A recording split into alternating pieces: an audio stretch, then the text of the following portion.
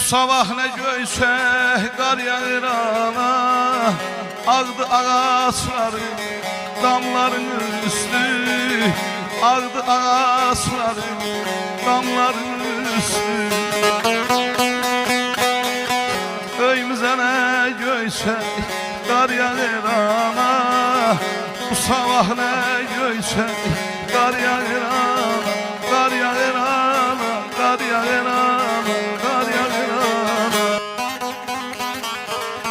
İller sonra gittim ata yurduna. Ne atamı gördüm ne de anamı.